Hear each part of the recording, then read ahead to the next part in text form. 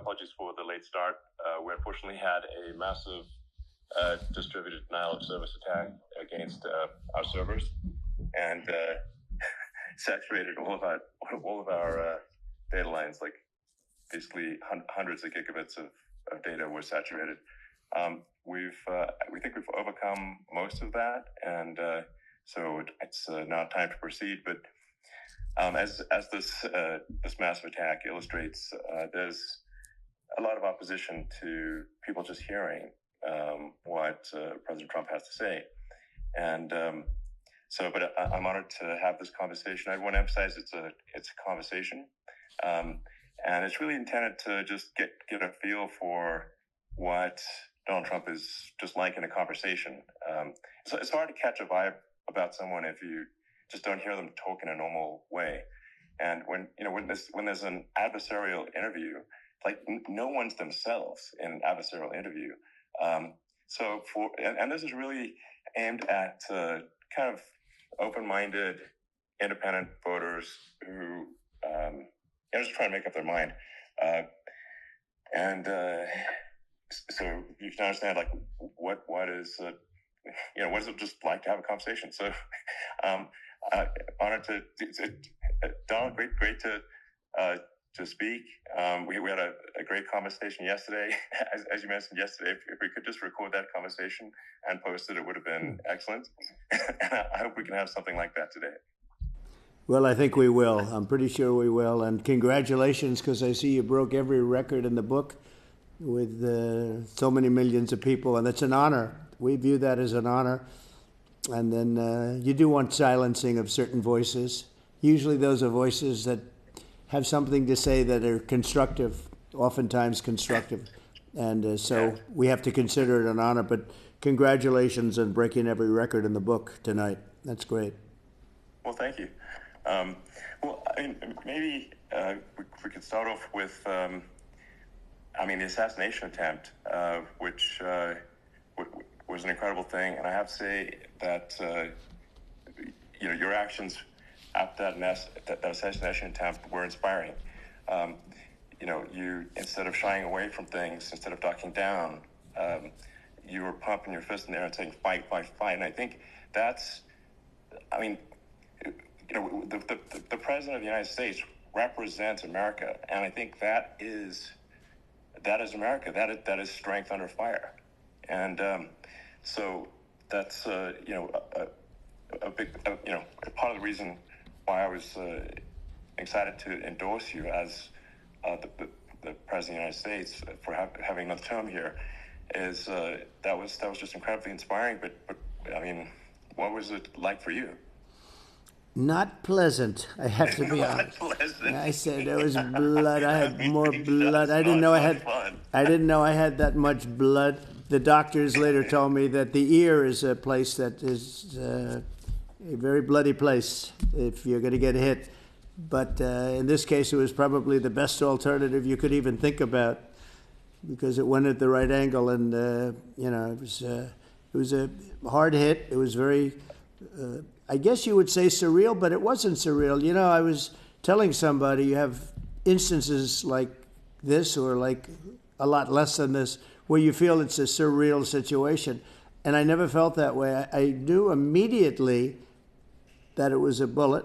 I knew immediately that it was at the ear, and because it hit very hard, but hit the ear.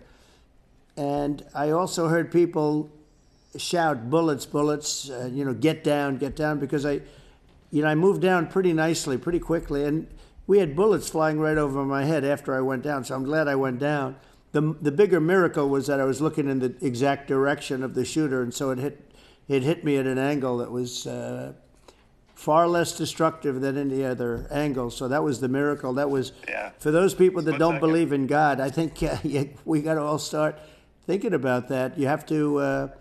I'm a believer. Now I'm more of a believer, I think, and a lot of people have said that to me. A lot of great people have said that to me, actually.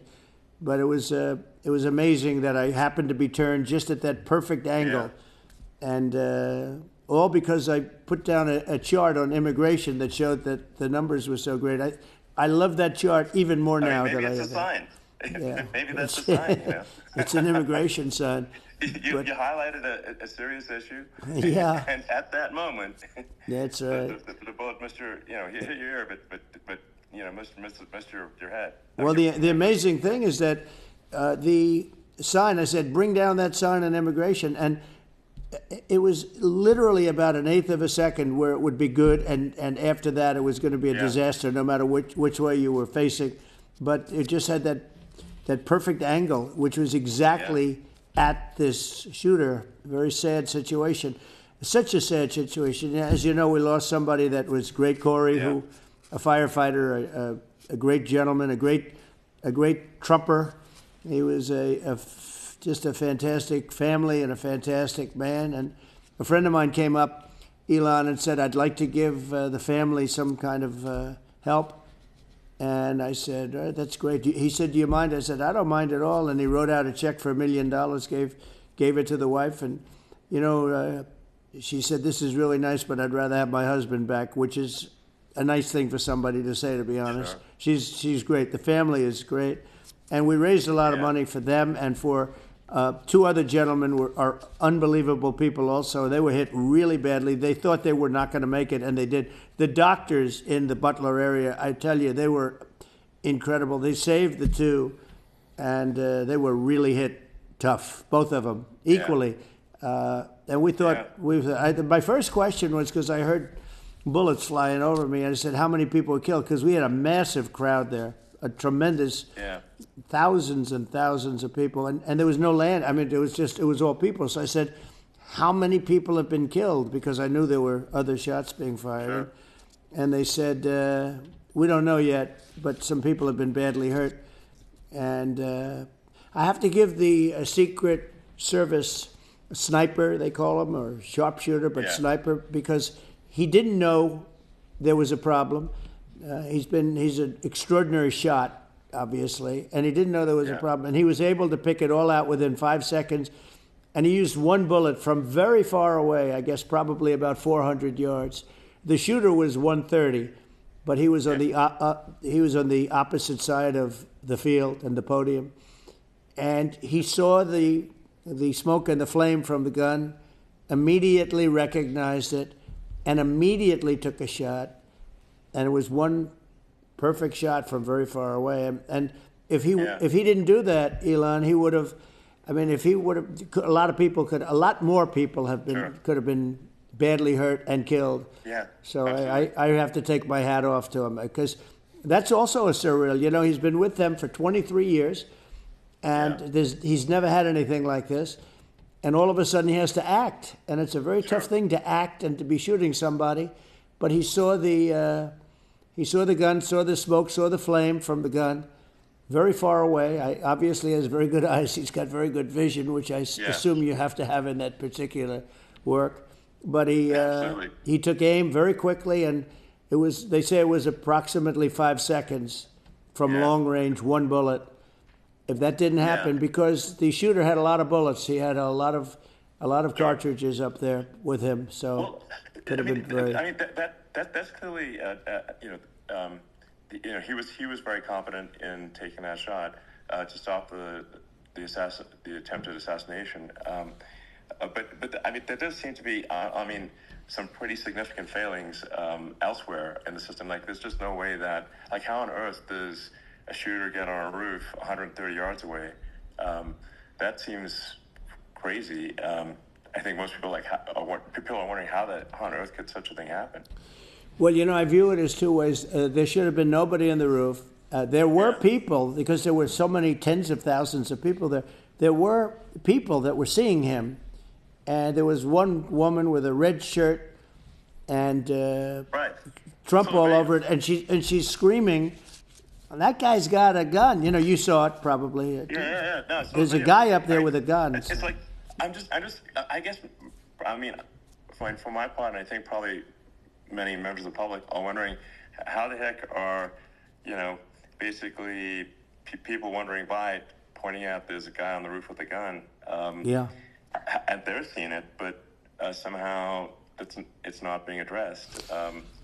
that does seem crazy. Yeah, well, they're going to learn from this. The communication between the local police, who sort of had an idea, and then ultimately a man lifted himself up to the roof, could barely do it because he was pulling himself up, and he saw the man with the gun. The man with the gun pointed the gun at him. He thought he was probably going to get shot, but he was like pulling himself up. And because of that, he couldn't get to his gun, and he fell down, actually very badly hurt his leg, his ankle, I hear very badly, but he fell down. And he did, from what I understand, he did say, there's a guy up there with a gun, and the shooting started very quickly after that. I think it forced the shooter to go maybe quicker. You're supposed to be a very good shot. My sons, Don and Eric, they can't believe what happened, but they said from 130 yards, a bad shot would hit that target almost every time. They said it's like in golf, sinking a 2-foot putt. Yeah, it's not a tough shot. No, it's not a long shot. The Secret Service person had the long shot. He had triple the distance actually. So it was a terrible thing. It's hard. I have to say this about the Secret Service. When I went down, and I went down based on, I think, their screaming, but other people also, because people saw this happen. You had so many people. One of the miracles was that nobody ran. I mean, if a gun goes off, the crowd control people showed us this. When guns go off, and it does happen in stadiums, at a soccer match or some kind of a match, everybody flees. They call it a stampede, like cattle. But everybody, and a lot of people get killed with those stampedes. We had more people than you'd have at, some of these matches or these games, and nobody left. You had a small group behind us in the grandstand, and that was full. And you look at it as it was taking place, and normally they'd be running. They didn't leave. They saw that I was hurt. They saw a lot of blood, and they saw that I went down. And it's almost like they wanted to be with me. Well, out front, you had thousands, tens of thousands of people. As far as the eye could see, you had people in Butler, as far as the eye could see. And a lot of press, too. There was, many cameras on watching this.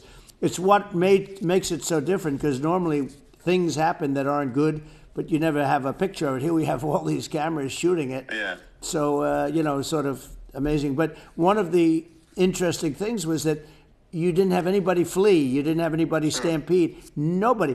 And there were some people behind me. They stood up and they're looking like, I'll tell you, you want to have them in a foxhole with you. I want to meet some of those people because it's so different from what you heard. But so I was down. But the Secret Service guys, there were bullets flying right over my head. You could hear them go whizzing. And these guys came jumping on top of me, and a young lady, Kate, would jump. They moved so fast, and let me tell you, that took tremendous courage. Now, there was a lack of coordination. There was, obviously everybody understands that that building should have been covered. Yeah, and I think that was the big thing. Looking at the aerial views, that building would be like the number one spot for a sniper. I mean, it's like if you were to pick, like, what is the favorite? So if the goal is to assassinate, what's your favorite spot? That building, the roof of that building. You're right. Number one. That would have been the spot. You can ask for a better location. It's number one. No, that would have been the spot. What people think is when the local policeman, who, by the way, he really, he did what he was supposed to do. He couldn't hold on any longer. Yeah. And then when he got his head just peeking above, this guy standing there with a gun at his head, and when he fell down, again, hurt his ankle very badly, but he was making the calls. But what happened is the firing took place very soon. So what they think is that this guy ran to his site, which he had all planned out with the gun. He ran to the site, and he started shooting fast, and maybe that's why he sort of missed. I mean, but as you said, he got me, but it could have been a much bigger problem.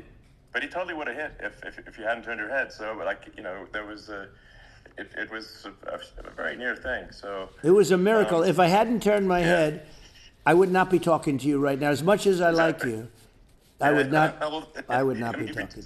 talking to me from another realm, perhaps. Yeah, that's right. We'd be talking from a different place. But it was a very terrible experience. The Butler Hospital, they did such a great job. The doctors were so good. Everybody was so good. There was a mistake. If somebody knew, because people were hearing, there was just a bad feeling that somebody was around. You know that story now. It's been pretty well. Yeah. And if somebody could have said, because they've oftentimes said, like there'd be a lightning storm or something, because I've done, I think, over 300. I think I did a lot more than that, but we did a lot. And oftentimes they'll say, sir, could you wait 10 minutes, please? Sir, could you wait 20 minutes? There's a storm overhead or lightning or something, right? Yeah. And that happens often. And this would have been a perfect time for that to have happened, but it didn't get coordinated. That was a problem. Well, it was your actions in the heat of fire, and what I find admirable there was that you can't fake bravery under such circumstances. The courage is instinctual, or it is not. It's not a rehearsed action. And so I just want to say that I think a lot of people admire your courage under fire there. And Thank you very much. I appreciate it. I didn't think of it. I just wanted to get up, and I wanted to stand up. I wanted to let people know. I felt I was good when they were on top of me, covering me, actually, very much covering me, and very bravely. But I wanted to get up. I said, I want to get up, and they wanted. They have everything there. They wanted stretcher. I didn't like the stretcher, and I knew I was hit in the ear, but I knew I wasn't hit anywhere else. They felt I was hit someplace else because it was such a lot of blood, and they were sure that I was hit someplace else. And they were saying, "Sir, you were hit in more than the ear." I said, "Nope, I was hit in the ear. I want to get up. Let me get up." And so I got up, and the crowd didn't know what to think. I mean, this was so many people, and you could see they were confused. They didn't know what to think. And I wanted to let them know I was okay. It was very important for me to let them know that. And they went wild. You've seen the after. They didn't go wild when I got up because they didn't know, was I alive? You really couldn't tell. When I stood up before the fist in the air, they didn't know if I was alive. Nobody did. And when I put the fist up, they were just relieved and happy and thrilled, and the place went crazy. It was pretty amazing. It was a terrible thing, but it was pretty amazing. Moving, well, and I mean, speaking of the sort of slide that got you to turn that saved your life, really, was the illegal immigration slide. Right. Maybe this right. is worth talking about that, since it was the slide saved your life. You're right. No, the illegal immigration saved my life. You're right. But I know. I had to be at that exact angle. I mean, that's a great one. saved by illegal immigration. The incredible thing, though, when you talk about the odds, you had to be exactly at that angle. But the incredible thing is that the chart, I used it less than 20% of the time. It was just a moment. It's always on my left, never my right, and it's always at the end of the speech. So here we have it. It's on the right, not the left. It's at the beginning, not the end. And even the people that put it up, they were unprepared, and they did a great job. They got it up immediately, fortunately. But I looked to the right, and the bullet came whizzing by, hitting my ear. So it was amazing. But when you think of the odds of that, that normally you wouldn't use it. Normally I wouldn't have the thing, and then it would have been a very different story.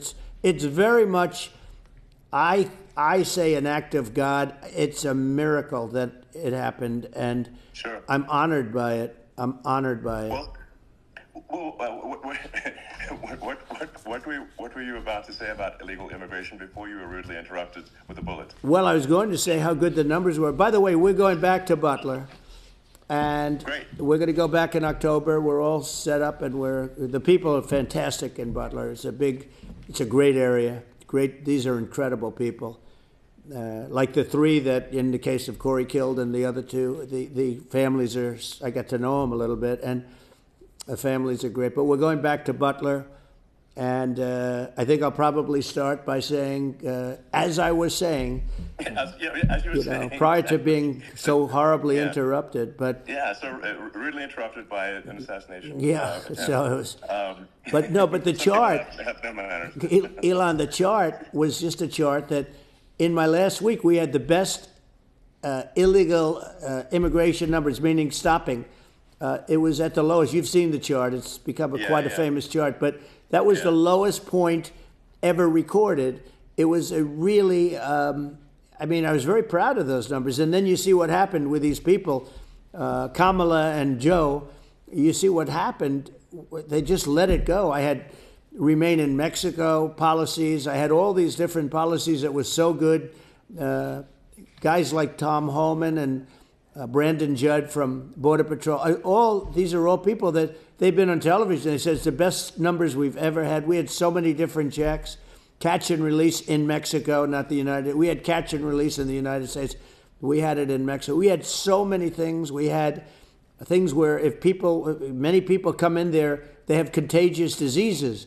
We had everything passed. If you have a contagious disease, I'm sorry, but we cannot allow you into the country. So we were setting literally records, and all I was doing is showing that, and I use it sometimes, and in this case, I'm glad I used it. I can tell you that, but they were fantastic numbers. But I'm going to sleep with that chart always. I'll be sleeping with that chart. That chart was very important for a lot of reasons. Would it be accurate to say that you're supportive of legal immigration, but we also need to shut down illegal immigration, and especially unvetted illegal immigration, because that's not the same as saying that everyone who's an illegal immigrant is bad. In fact, I think most people who are illegal immigrants are actually good, but you can't tell a difference unless there's a solid vetting of who comes across the border. Is that accurate? 100%. Okay. I say it very simply. They have to come in legally. They have to be checked. Because look, Kamala was the border czar. Now she's denying it. Everything that I do, she's saying she was strong on the border. We're going to be strong. Well, she doesn't have to say it. She could close it up right now. They could do things right now. It's horrible. No tax on tips, and all of a sudden she's making a speech and there will be no tax on tips. I said that months ago. And by the way, they had just the opposite. They had not only tax on tips, but they hired 88,000 IRS agents, and many of them were assigned to go get waitresses and caddies and all of this on tips. They have a policy. They had a policy that they were really going to go after you and were really harassing people horribly. And then all of a sudden, for politics, she says, she comes out with what I said, which I think is terrible. And I think it's also hitting them very hard. These people are fake. Now they're also saying they did a good job on the border. We had the worst numbers in the history of the world, not of our country. There's never been a country in history that has had a catastrophe like this. We've had, I believe, and I think you believe this too, you hear 12 million, 13. I believe it's over 20 million people came into our country, many coming from jails, from prisons, from mental institutions, or a bigger version of that is insane asylums, and many are terrorists. And I'll tell you what, they're coming not just from South America, they're coming from Africa, they're coming from all over the world. They're coming from Asia, they're coming from the Middle East, they're coming from countries that are stupidly and horribly bombing Israel, October 7th. They're coming from all over the world. You look at, it's so sad, October 7th, because it should have never happened. It's so sad when you look at Ukraine. It should have never happened. We have a defective government. These are defective people, and they're not people that should be running it. But where you see it the best is the border, because you have millions of people coming in a month, and then she gets up and she tries to pretend like she's going to do something. She had 3.5 years. And by the way, they have another 5 months that they can do something, but they won't do anything. It's all talk. She's incompetent and he's incompetent. And frankly, I think that she's more incompetent than he is. And that's saying something, because he's not too good. Yeah. No, I think it is essential to have a secure border. I mean, you're really not a country unless you have a secure border. And secure elections, too. Yeah, absolutely, secure elections, and so it's just essential to have a real border, or we can't function as a country, and our services, our central services are being overwhelmed in a lot of cities, as we were talking about earlier, I think having a legal immigration process that is smooth and efficient and done well, and speaking as someone who is a legal immigrant, I think like one way to think of it is, who do you want on your team? Who do you want on Team America? And I think we want to just say, okay, we want to let in people who are going to, be great contributors to our society and to our economy, and right.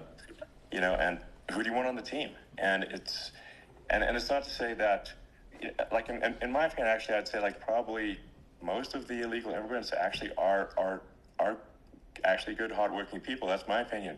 But some are not, and you just have this sort of adverse selection process where, if somebody's, if somebody's like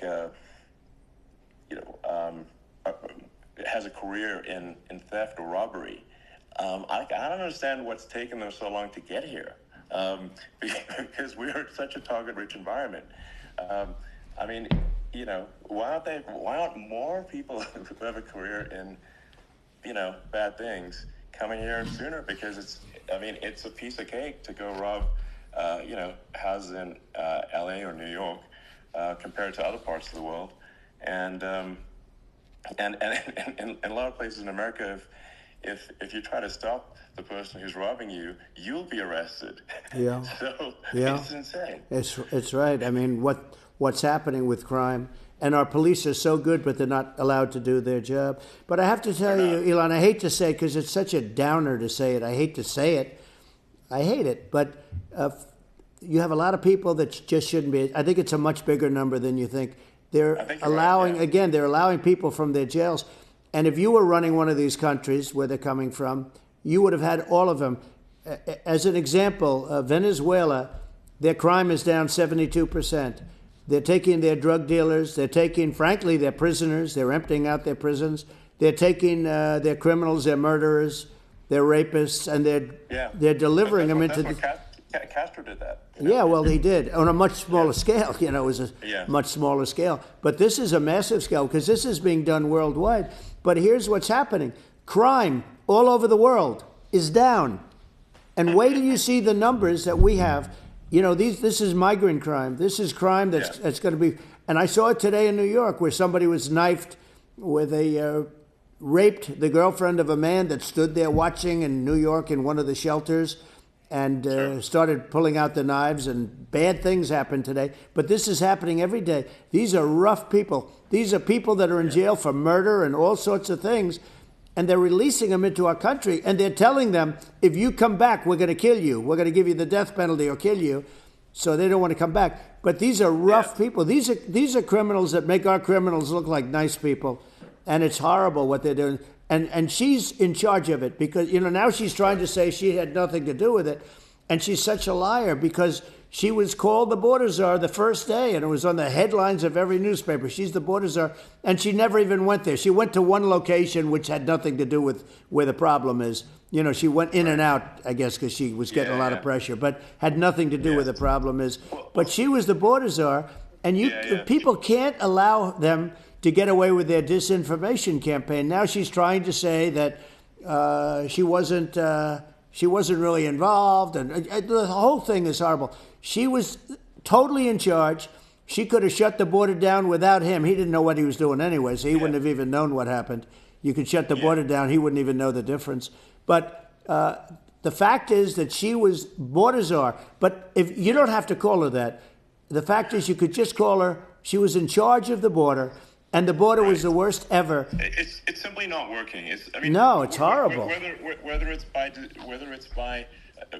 a question of intention or competence, either way, we don't have a secure border, and we have people streaming over like it looks like a World War Z zombie apocalypse at times.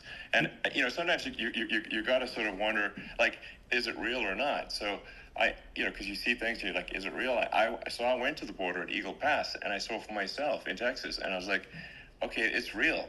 I'm like seeing this in real time. I actually posted the video like just live. I just flew there one day and just to see, hey, is this made up or real? And I'm just seeing people stream across the border, and I have to say, at least the people that I saw did not look friendly. So these are people look at my video and say, hey, these people look friendly. I don't look super friendly. So these are people that Elon would not be the same man if he had to walk across the street and look these people in the eye. These are rough people. These are really rough people coming across. And I know rough people. And these are people that we don't want in our country. And, the caravans are coming in, and they're putting, and who's doing this are the heads of the countries. And you would be doing it, and so would I. And everyone would say, oh, what a terrible thing to say. The fact is, it's brilliant for them because they're taking all of their bad people, really bad people. And I hate to say this, the reason the numbers are much bigger than you would think is they're also taking their non-productive people. Now, these aren't people that will kill you. We have enough of them. But these are people that are non-productive. They are just not productive. I mean, for whatever reason. They're not workers, or they don't want to work, or whatever. And these countries are getting rid of non-productive people in the caravans in many cases. And they're also getting rid of their murderers and their drug dealers and the people that are really brutal people. And they're coming into our country at levels that have never been seen before. And I saw an ad just before I got on the air. I'm walking over here, and I saw an ad by Kamala saying how she is going to provide border security. Where has she been for 3.5 years? For 3.5 years, we have 20 million people poured in. It's a terrible thing. Frankly, I think this is a fundamental existential issue for the United States. And if we have another 4 more years of open borders, and it's going to be even worse with another 4 more years, it's going to be even worse than it's been for the past 3.5 years. I'm not sure we've got a country left. You don't have a country left. Elon, if they get in, you will have 50 to 60 million people from all over the world, not South America only. We think of South America, we think of Honduras and El Salvador, Guatemala, and Mexico, the 4. But it's not that. It's everywhere. They're coming in from everywhere. And I had to stay in Mexico. This is a super important point. People, it's like, basically, when I went down there, I was like, well, where are people from? It's like almost no one was from Mexico, to be clear. No, Mexico less of the others. It's just the border with Mexico, but the people coming in, it's Earth, the rest of Earth. and America is only, about 4 or 5% of the population of Earth. It would only take a few percent of the rest of Earth to overwhelm everything in the U.S. We're already overwhelmed, Elon. We're overwhelmed. You had to see the news tonight about New York, and I love that place. And what they're doing to it is horrible. What they're doing to it, and all the courts do is they try and focus on Trump. Okay, let's focus on Trump, who did nothing wrong. I complain about a rigged election. Elon, what's happened is unbelievable. You have from Africa. From the Congo, they're coming, from the Congo. And 22 people came in from the Congo recently, and they're murderers. And they drop them. They drop them. They take them out of jails, which is very expensive, to maintain the jails. Although they don't do too much maintaining, I can tell you. But they take them out of jails, prisons. They take them out, and they bring them to the United States. They deposit them in the United States and say, don't ever come back or you're going to be executed. And they don't want to come back. But they won't come back. But they're coming from Africa, they're coming from Asia, they're coming from the Middle East, they're coming from South America, they're coming from everywhere, and there are a lot of really bad ones. It's just an everywhere on Earth thing, and it's just not possible for the United States to absorb everyone from Earth or even a few percent of the rest of Earth. It's just not possible. So well, Elon, we're going to have just to finish this up, we're going to have the largest deportation in history of this country, and we have no choice. Otherwise, we're going to have a country. What they've done to our country. Think of it, with in Venezuela and in some of these other countries, crime is down 50, 60, 70, 80%. And you would be the same. You would have. I'll tell you what. Venezuela has not gotten rid of all of them. They've gotten rid of about 70% of their really bad people. Their jails are about 50% put into the United States. Same with other countries. Some are 30%, some are at 50%. They're all different. But the bottom line is they're all going to be at 100%. Why wouldn't you put 100% of the... And they're doing it right now while this third-rate phony candidate... Don't forget, I beat Biden. He failed in the debate miserably. And, some people said, oh, gee, it's too bad. It's too bad he did so badly, or I did well in the debate. The first night they said, wow, one of the people at CNN said that was the greatest debate performance I've ever witnessed. And then 2 days later, they didn't talk about that. They just said he was bad. But that's okay. That's the way I get treated, and I don't mind that at all. What I can tell you is this. We cannot have a Democrat. We cannot have her. She's incompetent. She's as bad as Biden in a different... Look, she hasn't done an interview since this whole scam started. And say what you want. This was a coup. This was a coup of a president of the United States. He didn't want to leave, and they said, we can do it the nice way, or we can do it the hard way. They just took him out back behind the shed and basically shot him. What they did with this guy, and I'm no fan of his, and he was a horrible president, the worst president in history. And one of the reasons he was so bad, first of all, the Israeli attack would have never happened. Russia would never have attacked Ukraine, and we'd have no inflation. And we wouldn't have had the Afghanistan mess, if you think of it. And we wouldn't have had Afghanistan. But think of it. You take a few of those events away, and we have a different world. We would also have no inflation was caused by oil. No. I think you're making an excellent point here, which is that when other countries that are thinking about invading or doing bad things, when they're thinking about that, they're thinking about, okay, what's the American president going to do? And do they fear the American president, or is there someone they do not respect and do not fear? And I think they would rightfully be. I mean, look at the footage of the assassination. They're like, okay, President Trump is like, don't mess with me. I mean, that's like. Whereas I think people are not going to be, and they obviously have not been at all intimidated by Biden, and they certainly will not be intimidated by Kamala. And you have to really think of that in the context of global security. That if the American president is someone that, like, evil dictators are scared of, that makes a huge difference to the security of the world. So I had a good relationship with Putin, despite the Russia hoax that lasted for over 2 years. Just a hoax created by Hillary Clinton and Adam Shifty Schiff, some just bad people, just sick people, frankly. I mean, Schiff is a sick person. He's going to end up probably being a senator. It's hard to believe. The whole thing is hard to believe. But, they put our country in danger with that stuff, too. They actually, when they make up stories, and you have to fight your way out of it for a long time. But I know Putin very well. I got along with him very well. He respected me, and it's just one of those things. And we would talk a lot about Ukraine. It was the apple of his eye. But I said, don't ever do it. Don't ever do it. I shut down Nord Stream 2. That was the big oil pipeline, the biggest pipeline in the world going all over Europe. I shut it down. Biden came, and then they say, I loved Russia. I was a friend of Putin, and I loved Russia. No. He actually said to me one time, he said, if you're my friend, I'd hate to see you as an enemy. I shut down his pipeline, the biggest pipeline. They were looking at that to fund. And this pathetic president gets in there. And the first thing he did, one of the early things he did is he shut down Keystone XL pipeline, which is our pipeline that would have employed 48,000 people, pipeline workers, shuts it down. That was, a massive job that Obama refused to allow. I allowed it in my first week because it was jobs and it moved oil. And by the way, in a much more environmentally friendly way. It's underground. It's not a truck that catches on fire or a train that catches on fire.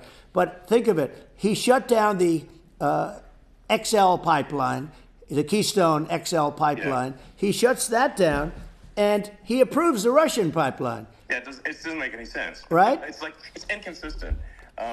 Certainly. But I mean, I think it's just worth emphasizing, to listeners, the immense importance of whether the United States president is intimidating or not intimidating, and how much that matters to global security.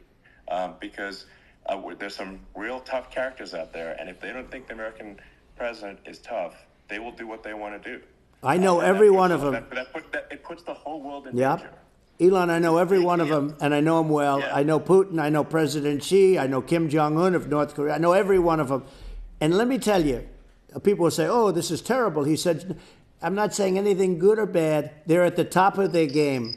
They're tough, they're smart, they're vicious, and they're going to protect their country, whether they love their country. They probably do. It's just a different form of love, but they're going to protect their country. Yeah. But these are tough people at the top of their game. And when they see a Kamala or when they see Biden, Sleepy Joe, they can't even believe it. They can't believe this happened. All the stuff that you're seeing now, all the horror that you look at Israel, they're all waiting for an attack from Iran. Iran would not be attacking, believe me. You know, when I was there, and I say it with respect, because I think we would have been good with Iran. I don't want to do anything bad to Iran, but they knew not to mess around. Iran was broke because I told China, if you buy from Iran oil, it's all about the oil. That's where the money is. But if you buy oil from Iran, you're not going to do any business with the United States. And I meant it. And they said, we'll pass. They didn't buy oil. Other countries, likewise. You want to buy, you're not doing business with the United States. And they were at a point where they had no money for Hamas, they had no money for Hezbollah, they had no money for any of these instruments of terror, and it was amazing. In fact, there were articles when I was leaving, which is hard to believe actually, especially when you look at what's happened to our country. Our country is so bad right now. It's such a different place. We were respected. Think of it. 4 years ago, we were so respected to a point where when I said don't buy oil, they didn't buy oil. But they had no money, and Israel would have never been attacked. Zero chance. And again, I said to Vladimir Putin, I said, don't do it. You can't do it, Vladimir. You do it, it's going to be a bad day. You cannot do it. And I told him things that what I do, and he said, no way. And I said, way. And you know, it's the last time we ever had the conversation. He would never have done. I got along well with him. I hope to get along well with him again. You know, getting along well with them is a good thing, not a bad thing. I got along well with Kim Jong-un. When I met with President Obama just before entering, you know, it's a sort of a ritual, and I sat down with him and we talked. It was supposed to be for a very short period of time. It turned out to be a long period of time. I said, what's the biggest problem? He said, North Korea. I had that problem worked out very quickly. It was nasty at the beginning with Rocket Man and, you know, all the different things. But all of a sudden I got a call. Those were some epic tweets, by the way. Those were like, they were epic everything. He said that he has a red button on his desk. I said, I have a red button on my desk too, but my red button is much bigger and my red button works. And then I called him Little Rocket Man of Little Rocket Man. Anyway, here's the bottom line. All of a sudden I got a call from him. And they said they want to meet. They want to meet me. And we met, as you remember, we met in Singapore. We met also in Vietnam. And I got along with him great. We were in no danger.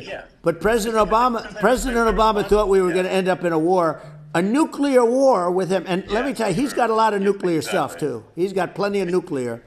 He can do plenty of damage. Yeah, so. I mean, it's because, you know, I mean, people like Kim Jong-un, they respond to strength, not weakness. Well, he and I had a good relationship. You know, remember I met him and we walked onto his land. Nobody ever walked onto his land before. I walked onto. I wouldn't say let's bring up Secret Service again. I wouldn't say they were thrilled when I did that. I walked onto his land, and it was an amazing period. But we were not in danger with him because of me. You know, I always say that we have enemies on the outside and we have enemies on the inside. We have some really bad people in our government and people that are, and controlling of the people. I mean, I'd mention names, but I really don't want to give them the credit.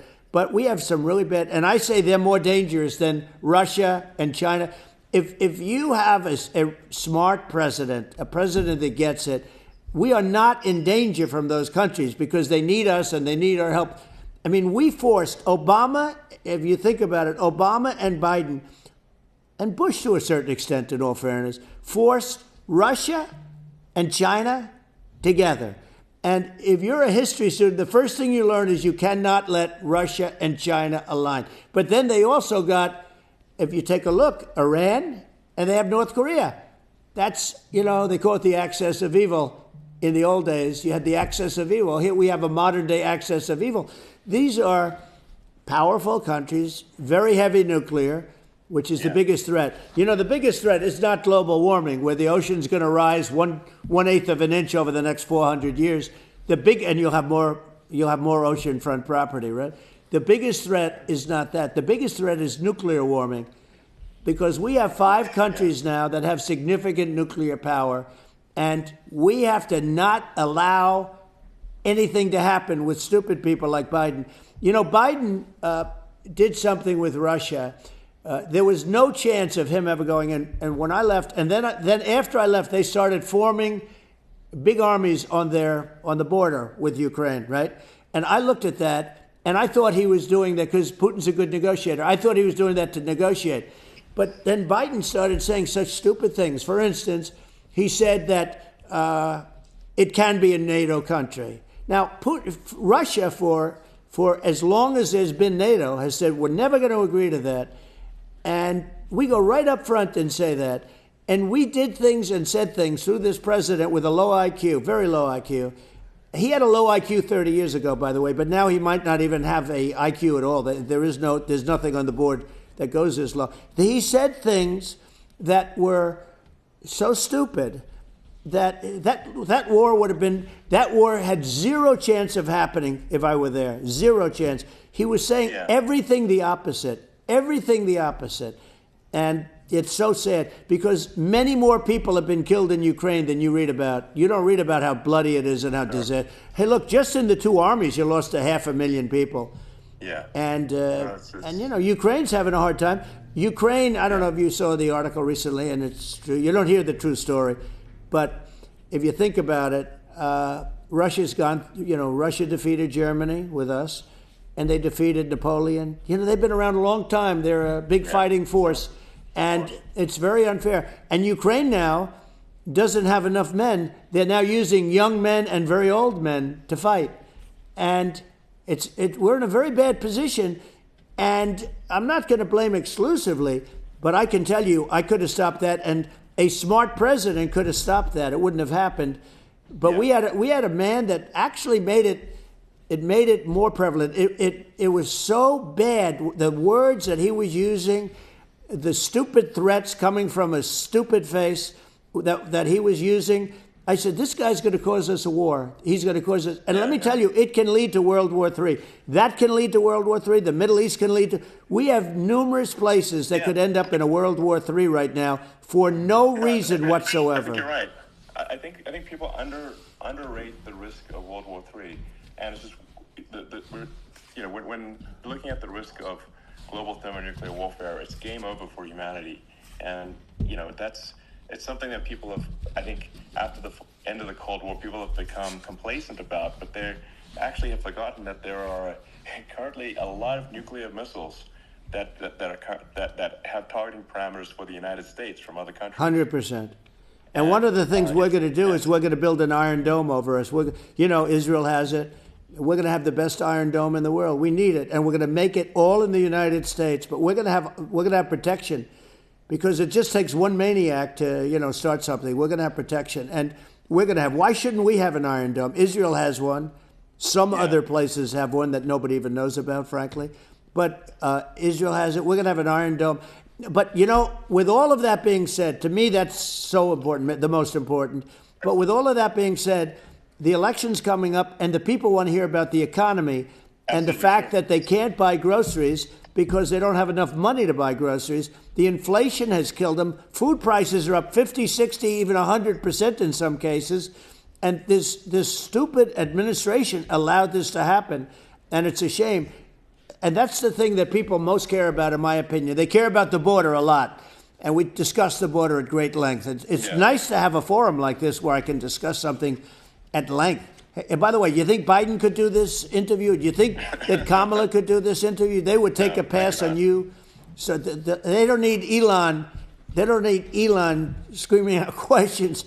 It's pretty sad when you think that somebody that does this for a living can't answer a question or is afraid to do an interview. And in her case, with a very friendly interview. She's got all friendly interviewers. Yes, it's pretty absolutely. sad. But the big thing now is the economy, Elon. And as much as, I mean, I view nuclear as the single most important thing, but a lot of people don't. A lot of people don't understand that. But it doesn't have to. If I understand it, that's all you need. Because if I was president, you're not going to have that kind of a problem. But the thing that they really is making them angry is what Kamala and Biden have allowed to happen to the economy. It's a disaster with inflation. The inflation, it doesn't matter what you make. The inflation has eaten you alive. If you're a worker or if you're just a middle income person, you can't afford. 4 years ago, 5 years ago, people were saving a lot of money. Today, they're using all their money and borrowing money just to live. It's a horrible thing that's happening. And we'll end that quickly. A lot of people just don't understand where inflation comes from. Inflation comes from government overspending because the checks never bounce when it's written by the government. So if the government spends far more than it brings in, that increases the money supply. And if the money supply increases faster than the rate of goods and services, that's inflation. So really, we need to have we need to reduce our government spending. And we need to re-examine. I think we need like a government efficiency commission to say like, hey, where are we spending money that's sensible? Where is it not sensible? Right. And we need to live within our means. We're currently adding, I think, $1 trillion to the deficit roughly every 100 days. That's right. And the interest payments on the national debt have now exceeded the defense budget. It's on the order of $1 trillion. It's interest. And it keeps growing. Yeah, I rebuilt our military, largely rebuilt our military, did a great job on it, which was so important. We had jets, we had fighters that were, and bombers that were 70 years old. And we did a great job in that. Then we gave $85 billion of it back to Afghanistan, if you can believe it. We gave them $85 billion. They're one of the largest sellers of military equipment in the world. They're selling what we gave them. That was one of the most embarrassing days in the history of our country. But if you think about, let's go back to the economy. We have to bring energy prices down. Energy started it. The price of gasoline. Now your cars don't require too much gasoline, so you have a good, and you do make a great product. I have to say, I have to be honest with you. That doesn't mean everybody should have an electric car, but these are minor details. But your product is incredible. But the gasoline, Elon, is the cost of energy. Not only gasoline, it's the cost of heating your house and cooling your house. That has to come down. It's gone up 100%, 150, and 200%, and that has to come down. When that comes down, and we're going to drill, baby, drill. They stopped drilling, and then they went back to drilling because they went back to the Trump policy. But if they won, the day after they get into office, this country will go out of business because they're going to go to an energy policy that's not sustainable. Wind and different things. You're not going to have anything. And I know you're a big fan of the AI, and I have to say that AI, and this is shocking to me, but AI requires twice the energy that the country already produces for everything. So we're going to have to build a lot of energy if our country will be competitive with China, because that's our primary competitor for this on the AI. You're going to need a lot of electricity. You're going to need tremendous electricity, like almost double what we produce now for the whole country, if you can believe it. Sure. Well, just going, back to this, like this basic thing, which that people try to make it sound complicated, but it's not. But inflation is caused by government overspending. Right. Would you agree that we need to take a look at government spending? Yes. And have perhaps a government efficiency commission that just tries to make the spending sensible, and so that the country lives within its means, just like a person does. The waste is incredible, and nobody negotiates prices. You used to have a lot of people making jets, and you end up with two companies, and they'll probably try and merge at some point. I went through it, like Air Force, just a thing like Air Force One. One of the first documents they asked me to sign, a general walks said, "Sir, would you please sign this document?" And what is it? Air Force One. That's with Boeing, which is basically two planes, two 747s. And the price was $5.7 billion for two planes. Now, Now they're highly sophisticated. They're even nicer than your plane, okay? But much more sophisticated. They're very. I won't say what's on it, but they got a lot of stuff on it. Anyway, but it's 5.7. It's a crazy number. It's a crazy number, but I said, I'm not going to pay 5.7. I'm not going to do it. I said, who made the deal? Obama and his people. I said, well, then I know the deal's no good. I'm not going to do it. And over a course of about 4 weeks, by my saying I'm not going to do it, I got the price reduced by $1.6 billion for the exact same plane, other than we had a nicer paint job, if you want to know the truth. But for the exact same plane, I saved one. And I said to Boeing, man, you guys must make a lot of money if you can reduce the price by that. But now what I do hear is that they're going back to the Biden administration and wanting big cost overruns, because they see these dopey suckers in there, and they'll end up getting some of the money back. But I shaved it by $1.6 billion for the exact same plane. And you can now take that and multiply that out times thousands of other items. Multiply it by a zillion. Yeah, the numbers are astronomical. I agree with you. Well, I think it would be great to just have a government efficiency commission that takes a look at these things and just ensures that the taxpayer money, the taxpayers' hard-earned money, is spent in a good way. And I'd be happy to help out on such a commission. If I'd love it. Well, you're the greatest cutter. I mean, I look at what you do. You walk in and you just say, you want to quit? Yeah. They go on strike. I won't mention the name of the company, but they go on strike and you say, that's okay, you're all gone. You're all gone. So every one of you is gone, and you are the greatest. You would be very good. Oh, you would love it. But, if you look at Argentina... Well, I'd be happy to help out. Yeah, by the way, congratulations. I just looked at the number of people that are listening to you and I chat. We'll call it a chat. But congratulations. This is very good. I mean, it's great. And you're an interesting character. The new head of a place called Argentina, and he's a big, he's great. Yeah. And he's a big MAGA fan, that. He ran on MAGA. And he took it to an extreme, too. He ran on MAGA, and I hear he's doing really a terrific job. It's called Make Argentina Great Again. It worked out perfectly. He came in, he bought a lot of hats, he brought everything. But he's doing a big job. He really cut. And I'm hearing they're starting to do pretty well. Inflation's getting down. They had like 2,000%. And they had inflation like not normal inflation. They had the real deal. But we're going to have that pretty soon. We have. I think we have the worst inflation we've had in 100 years. They say it's 48 years. I don't believe it. I think we have the worst. They don't include a lot of the items that should be included. Yeah.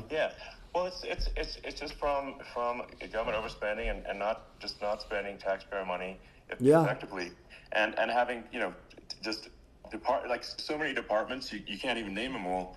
And what Milei is doing is he's cutting government spending. He's simplifying things. He's putting in regulations that make sense, and Argentina overnight is experiencing a giant improvement in prosperity. That's right. But it's also a lesson for the United States, which is that Argentina used to be one of the most prosperous countries in the world. In the 30s, 40s, and because of bad government policy, it ruined the country. And if you take Venezuela, for example, Venezuela should be incredibly prosperous. They have phenomenal reserves of everything, oil, everything, and it should be prosperous. But if the government's wrong, it impoverishes the people. And so I think we should not be complacent in the United States in thinking that and taking our prosperity for granted, because if with bad government policy, we can run the country into the ground. And that's just something people should bear in mind. Don't take prosperity for granted. Well, think of education. So we're ranked at the bottom of every list of the top 40. We're ranked number 40, number 38. Norway, Switzerland, Sweden, different countries are ranked good. Actually, China's pretty close to the top. They're a top 6 or 7. But we're ranked at the bottom, almost at the bottom, 38, 39, 40. In other words, horrible. And yet we spend more per pupil than any other country in the world. So we spend more. And what I'm going to do, one of the first acts, and this is where I need an Elon Musk. I need somebody that has a lot of strength and courage and smarts.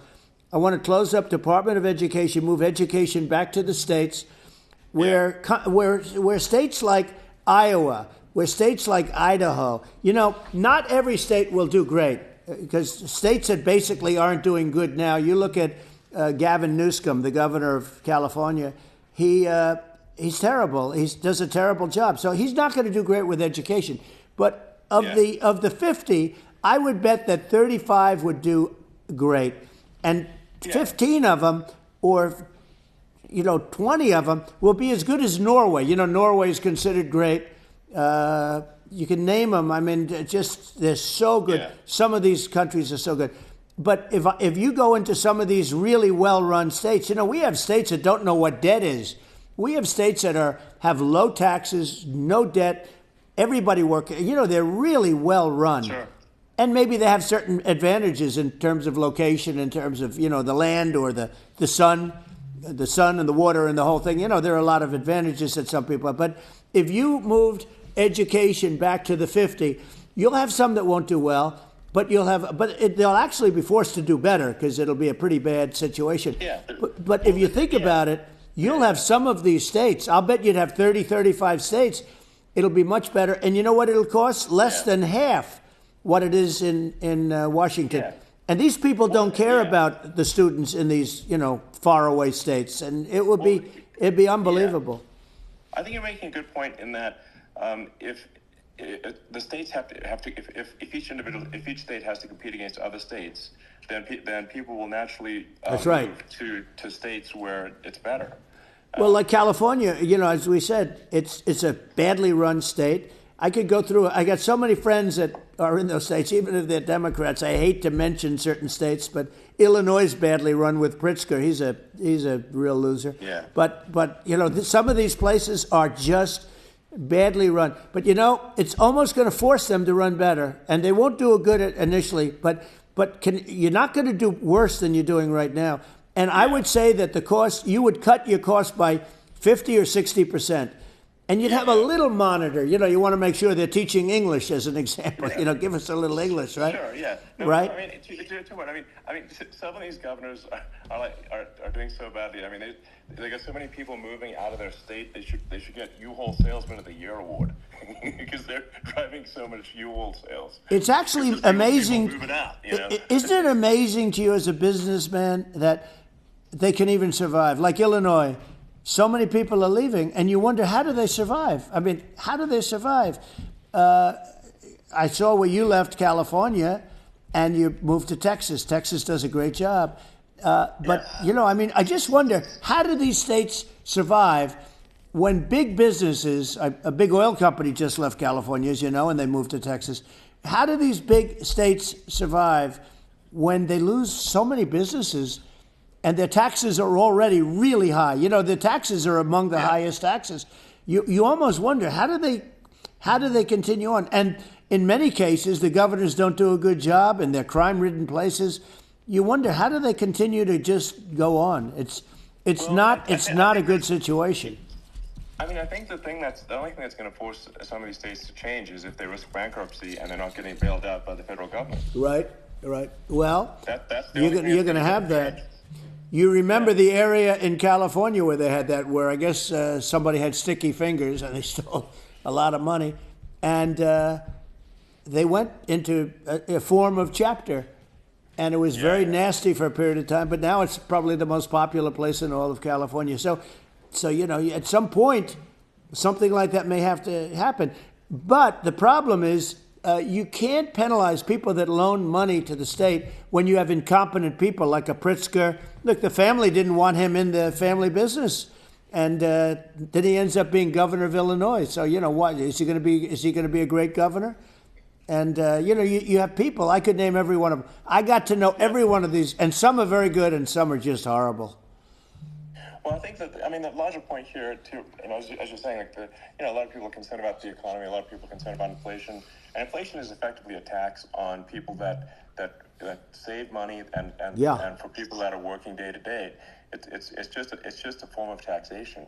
If we can solve the government spending problem, we'll solve the inflation problem, which means people will have a better standard of living, and that's a really big deal. Well, the people that got hurt worst are the people that did it the way they were taught to do it all through, their younger life and their young life and their whole life. The people that saved money, and then they got no interest on their money, and inflation destroyed them. And frankly, they were almost better off if they didn't do anything like that. I mean, those people have been absolutely decimated, and we're going to bring those people back and help those people. We've got to get the prices down. When I look at bacon costing 4 or 5 times more than it did a few years ago, when you look at some of the food products in grocery stores, people go, they can't believe it. They used to be able to buy a whole cart, and today, a lot of people just don't have the money. They go in and they can't buy anything. They look at it's sticker shock. They call it sticker shock, right?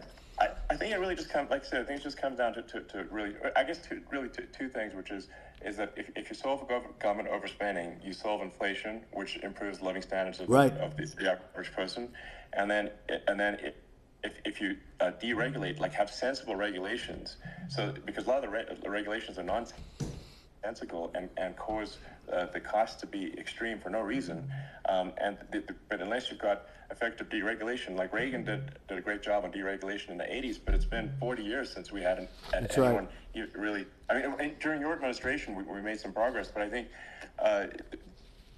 there's opportunity to make, I think, radical progress with sensible regulation. Yeah. Well, Elon, those two things. We set a record.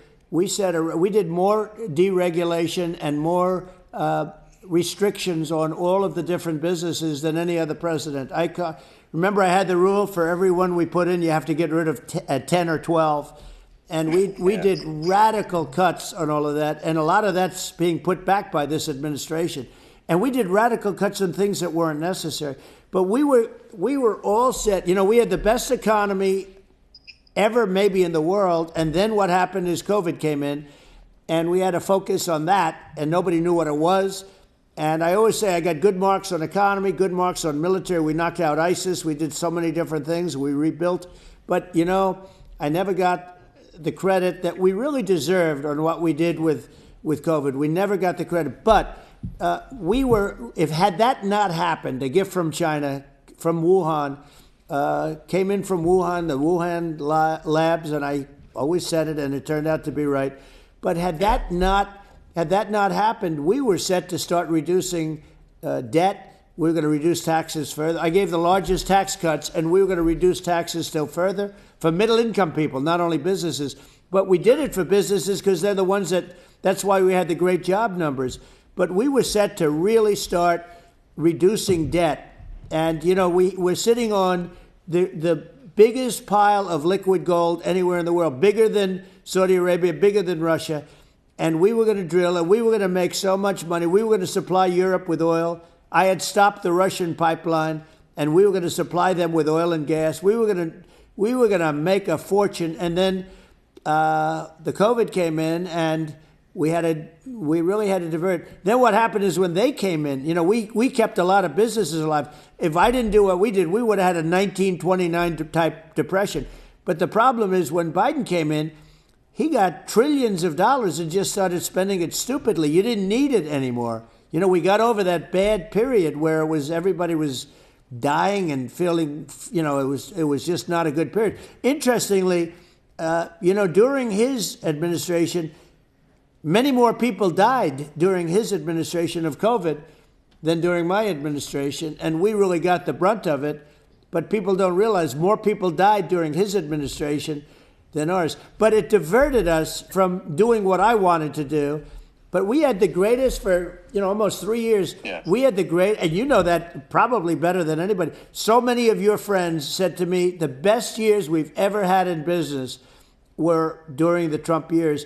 And also said that African American, Hispanic American were so incredible.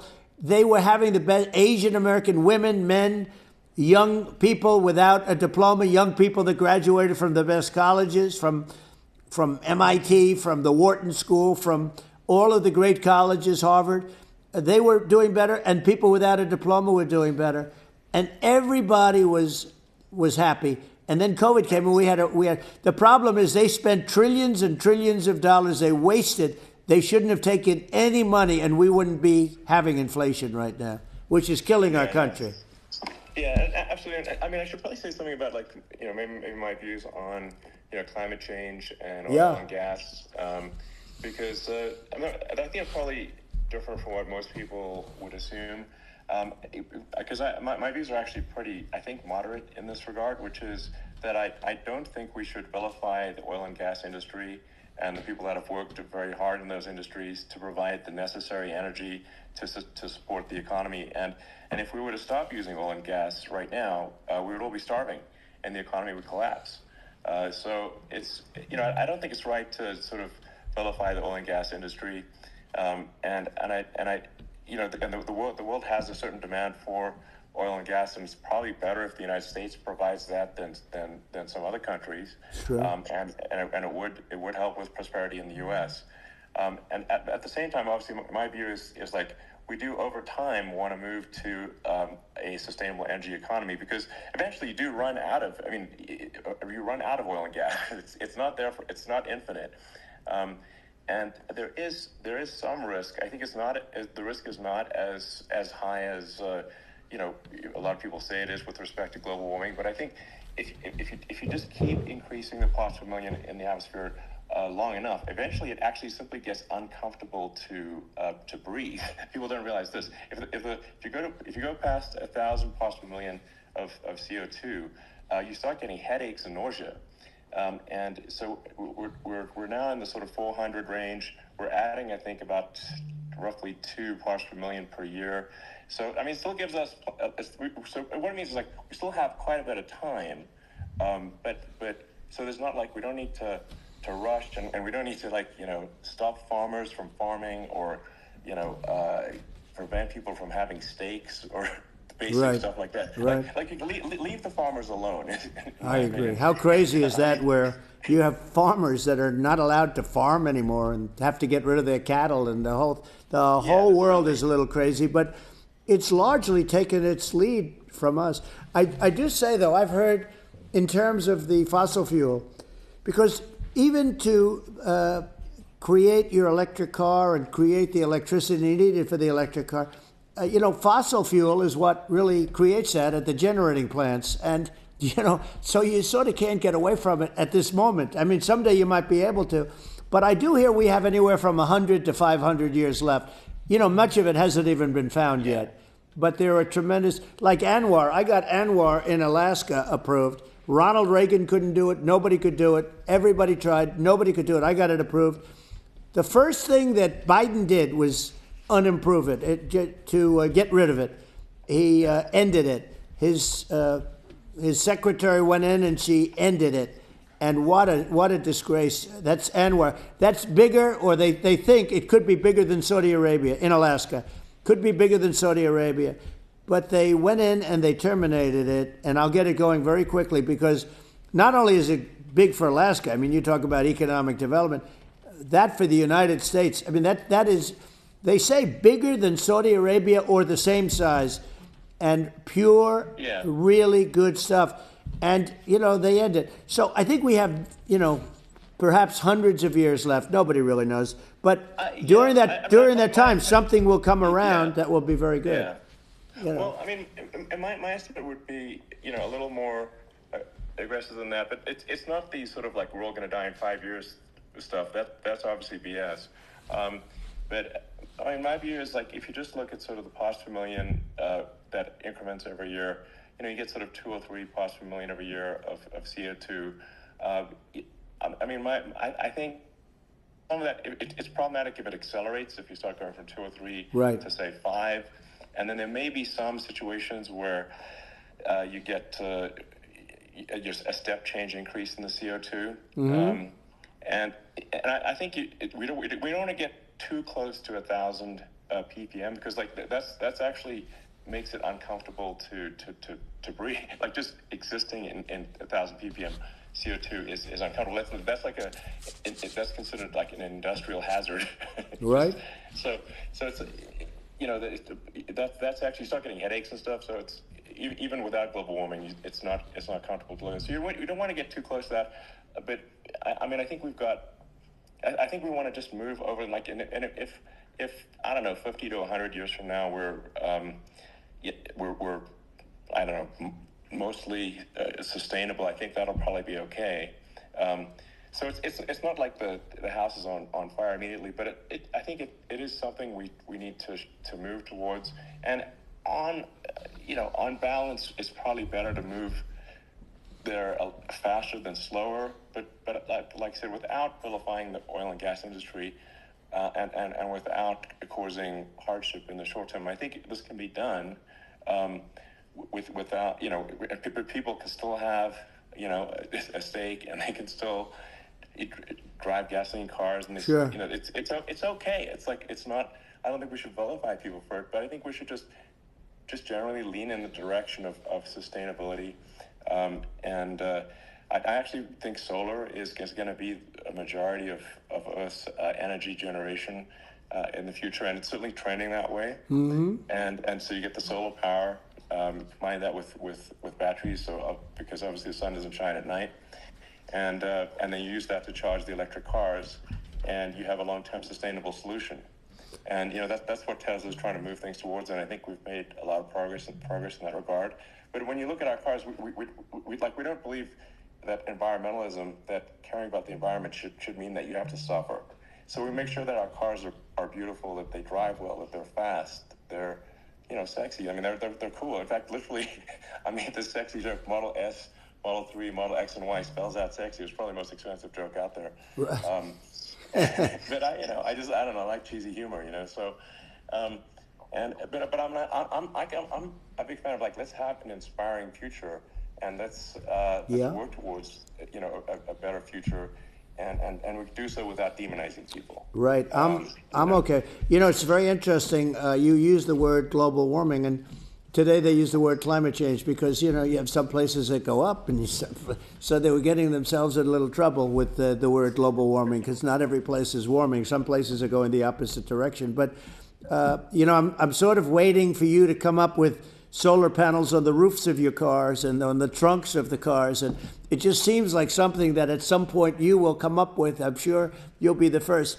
But it would seem that a solar panel on the roofs, on flat surfaces, on certain surfaces might be good, at least in certain areas of the country where you have or the world where you have the sun. But I would think, and I have no idea because that's not my world, but I would think that this would be something that would be interesting. But the one thing that I don't understand is that people talk about global warming or they talk about climate change, but they never talk about nuclear warming.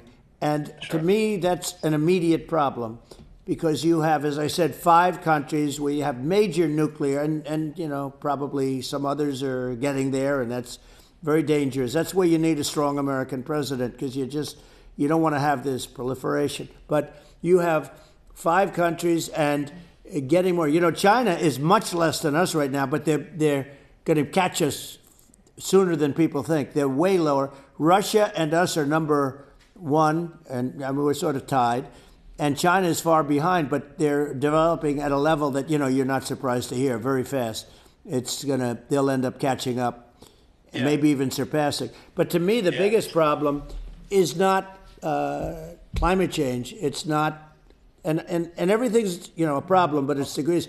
To me, the big problem is the nuclear power. The power of nuclear is so great.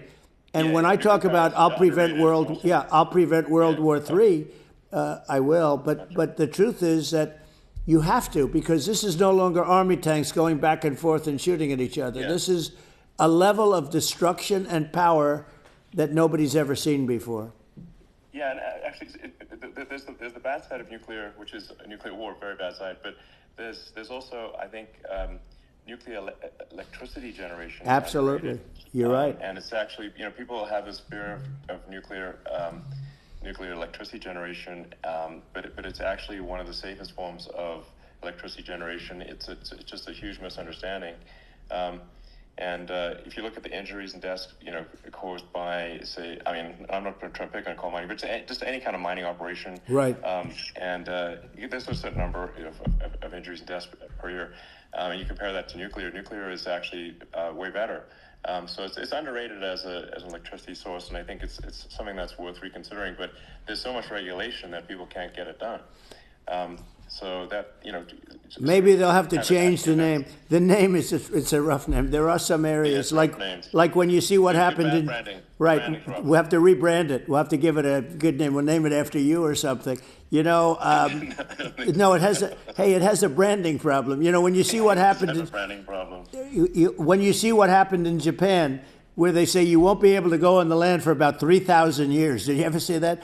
And in Russia, where they had the problem, where they there's a lot of bad things happened, and they have a problem. And they say that in 2,000 years, people will start to occupy the land again. You realize it's pretty bad. But there's, you're right about it. It's amazing. It's actually not that bad. So like after Fukushima happened in Japan, people were asking me in California, are we worried about like a nuclear cloud coming from Japan? I'm like, no, that's crazy. It's not even dangerous in Fukushima. I actually flew there and ate locally grown vegetables on TV to prove it.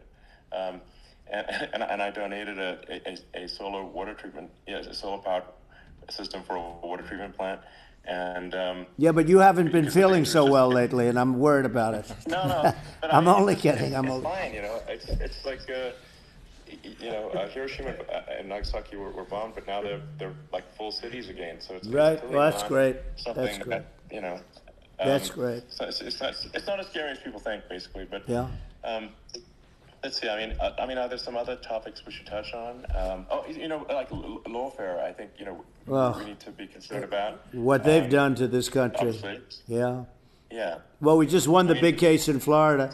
This was a Biden administration did something that's never been done in this country, and that's go after their political opponent, me, with this nonsense and just nonsense. And the big case in Florida we won, but they always pick a judge and a jury, and they use local DAs, they use the local attorney generals, like Fani, Fani, spelled Fani, Fani. And it's all a big hoax, and it's all run from there. Like in Manhattan, one of the top people from the Justice Department went in, ran Manhattan, ran the state. The Letitia James deal was run by a person from the Department of Justice, Biden. They've never done this before, and they set up a very bad precedent. It's called lawfare, warfare. It's a terrible thing, and never happened in our country. It does happen in banana republics and third world countries, but it's never happened. And the incredible thing is it actually drove my numbers up because people see, fortunately I have a platform like you, or, in all fairness, like a conversation like this where I can talk about it and people understand. I mean, you fight for election integrity and you end up getting indicted because you're fighting for election integrity. And when the day comes that you can't fight for election integrity, you don't have a country anymore. So what happens is they went after their political opponent, me. Now Biden's, close to vegetable stage, in my opinion. Okay, I looked at him today on the beach, and I said, why would anybody allow him? The guy could barely walk. Why would anybody allow him? Yeah. Does he have a political advisor that thinks this looks good? He thinks this looks good because it looks so bad, and it's ridiculous. I mean, and he's been doing that for a long time. He can't lift the chair. The chair weighs about 3 ounces. It's meant for children and old people to lift, and he can't lift it. The whole thing is crazy. He's clearly like we just don't have a president right now. That's just you don't have a president, and she's going to be worse than him because she is a San Francisco liberal who destroyed San Francisco, and then as Attorney General, she destroyed California. You talk about location, and we're talking about the sun and the water and all. There's nothing better than California. She has destroyed that. She was the original DA. She was the original in San Francisco. She was the original Attorney General in California. What she has done to California is, well, you know better than I do. You just left California for a lot of those reasons. And what she's done with crime, with cashless bail, where you kill somebody. I mean, we have states now you kill somebody and they let you out right away. I mean, you don't have to even put up, and then they never find the people unless they kill again, and then they let them out again. Yeah. Our country is becoming a very dangerous place, and she is a radical left San Francisco liberal, and now she's trying to protect. Now she's looking like she wants to be more Trump than Trump, if that's possible. I don't think it's possible, but she wants to be more Trump than Trump. I want a wall. I want, she wants to release all the prisoners that are in detention, and some of these guys are really bad. Yeah, that just came out today. She doesn't want to build the wall, even though the walls work. Walls and wheels. You know, in your business, everything you do is obsolete. Almost, well, not the tunnels, but everything is obsolete. Even your rocket ships, they're like a month later, they're obsolete. You find a better way to. The only thing that's not obsolete is a wall and a wheel. And the wall, I built hundreds of miles of wall, and that's why we had such good numbers. I was going to add 200 miles. We bought it. We could have flipped it up in 3 weeks, and they sold it for 5 cents on the dollar. That meant, I said, wow, that means that they actually do want to have open borders. She wants to have open borders, and now she's going like she's tough on the border. It's such a lie. It's simply not true. This is simply not true. No, and everybody knows it's not true. It's a disgrace that she can say it. No, I mean, obviously what's happening sort of overnight is they're rewriting history and making Kamala sound like a moderate when in fact she is far left, like far left. Worse than Bernie Sanders. She is considered more liberal by far than Bernie Sanders. She's a radical left lunatic, and if she's going to be our president, very quickly you're not going to have a country anymore. And she'll go back to all of the things that she believes in. She believes in defunding the police. She believes in no fracking, zero. Now all of a sudden she's saying, no, I really want to see fracking. If they got in, the day she got in, she'll end fracking. And by the way, if people didn't think that, the lunatics that really believe in that, they won't vote for her. Like the Palestinians and Israel. She is so anti-Israel, and she's bad for both. Biden actually did something that was impossible. Both sides hate him, both sides. Yeah. That was a hard thing to do, unification. Yeah, no. I mean, Netanyahu came to give a talk to a joint Senate and House sitting, and I was there, and Kamala stood him up. What does that say? I think it's highly disrespectful. And I say, if you're a Jewish person or if you believe in Israel, if you're a person that, is very pro-Israel, if you vote for her, it's worse than Biden. And Biden was bad. But if you vote for her, you ought to have your head examined. And you see tonight, I mean, as we're doing this, I'm seeing reports coming that they expect an attack tonight or tomorrow from hundreds and maybe thousands of rockets. Their Iron Dome, as they call it, as we all call it, but their shield that they build, that can be swamped. We'll use a term that's appropriate, swamped. But they swamp it by shooting enough missiles. You know this better than anybody. By shooting enough missiles, they can't defend themselves. They just obliterate the whole place. And that's what some people think they're looking to do. And we have no leadership. There's no respect for the United States of America with these people. And I'm telling you, she'll be worse than him because she's a believer in being radical left, and he wasn't. I think you're right. I mean, it's important for the public that may be listening to this to look at Kamala's track record, before the last month, and say, is that a track record you agree with? And I think if you're an independent moderate, you definitely would not agree with it. Because it is her behavior has been far left, and we're seeing just an overnight propaganda attempt to rewrite history and make it sound like Kamala is moderate when she in fact is not moderate. Well, her running mate approved, signed into legislation, tampons in boys' bathrooms. Okay. Yeah. Now that's all I have to hear. Tampons in boys' bathrooms, and that means she believes in that too. I mean, she picked this guy because he was the closest to her. A lot of people thought she'd pick sort of the opposite, but she picked an anti-Israel, radical left person. But she is far worse, they say, than Bernie Sanders. If we have her as a president, if we have a Democrat at this moment as a president, I don't think our country can survive. I think it's a massive. I think we're in massive trouble, frankly, with the Kamala administration, and that's my honest opinion. And I think really it's essential that you win for the good of the country for this election. And I'm just stating my opinion. Now, you may have seen this, but I got a letter from the EU Commission, saying, to not have disinformation on during this discussion that we're having, and there's a lot of attempts to do censorship and to force censorship even on Americans from other countries, and what do you think about that? Well, I know the European Union very well. They take great advantage of the United States in trade, as you know.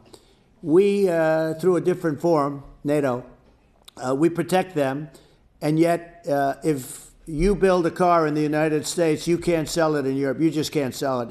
It's impossible. The same thing with our farmers. Our farmers find it very difficult to do business. We have a deficit with them of $250 billion, which people don't know. It sounds so nice, the European Union, but let me tell you, they're not as tough as China, but they're bad. And I let them know it. And that's probably why they notified you. No, they don't treat our country well. We defend them, with Ukraine. So we're in for $250 billion, and they're in for about $71 billion, and they have the same size. If you add up the European nations in terms of an economy, it's about the same size, wouldn't you say, as us?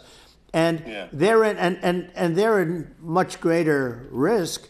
They're right there. We have an ocean separating us from, in this case, the enemy would be Russia. It used to be for the Soviet Union, but let's assume they're close enough. And what happens is they're in for 70-something million. I think even less than that, billion, and we're in for about 250 billion, and it could be a lot higher than that. And I say, why aren't you going to equalize? Why aren't they paying what we're paying? And they're in much more, it's much more important for them because of the fact that, they're right near there. They're all sort of in that location. We're not. But they should, and I did it with NATO. There were only 7 countries that were paid up in NATO out of 28 at the time. And the United States was subsidizing NATO, tremendously subsidizing NATO. And I said, I went in and I said, you got to pay up. If you don't pay up, we're not going to defend you any longer. I took a lot of heat. But you know what happened? Billions and billions of dollars came flowing in. Yeah, and I think a lot of the public isn't aware of the fact that the United States pays a disproportionate share of the NATO expenses. And then we get taken advantage of on trade. So think about it. The point of NATO is defending Europe, and it's it's like, then okay, well, why is the United States paying disproportionately more to defend Europe than Europe? That doesn't make sense. That's unfair, and that is an appropriate thing to address. Well, when you talk about cost cutting and savings and everything else, honestly, look, there's nobody that feels worse about the Ukraine situation than I do, because I know it would have never happened. I know Zelensky.